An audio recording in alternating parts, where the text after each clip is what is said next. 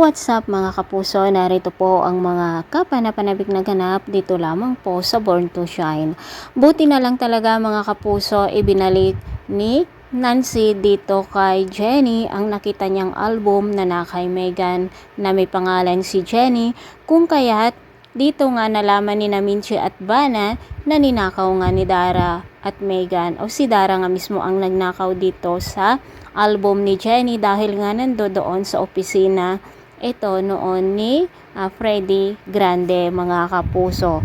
Kung kaya't kinausap nga ni Bana ang kanyang asawa at sinabi nga niya na mayroon ba silang pinag-uusapan na isabotahe o ilaglag si Jenny.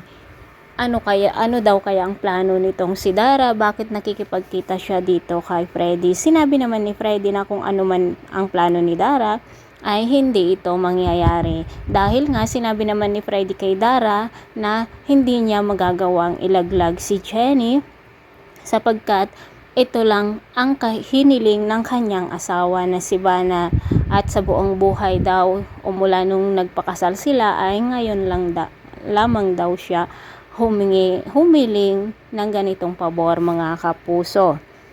Kinausap naman ni Minchi si Dara at Freddy dito mismo sa ball show na kung saan ay nandito ang mga pop artist dahil nga po may dance ball na magaganap. Sinabi nga ni Minchi dito kay Dara na alam niyang gustong isabotahe ni Dara itong si Jenny gaya ng ginawa niya noon sa kanya. Gusto niyang ilaglag si Jenny para si Megan ang sumikat. Ngunit sinabi naman ni Freddy na hindi daw yon mangyayari.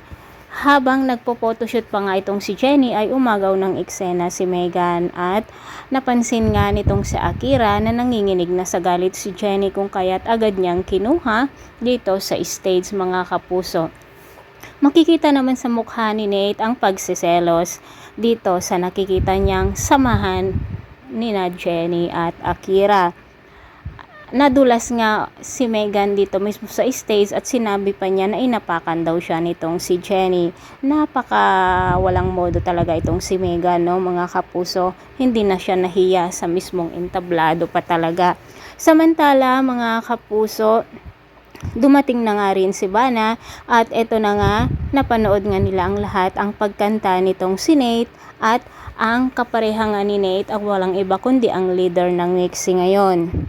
Nang puntahan ni Jenny si Nate upang kausapin ay nakita nga niya na magkayakap sina Nate at ang leader ng Nixie, ngunit dahil nga natapilok itong babae kung kaya't sinalo siya ni Nate, at selos din ang naramdaman nitong si Jenny mga kapuso.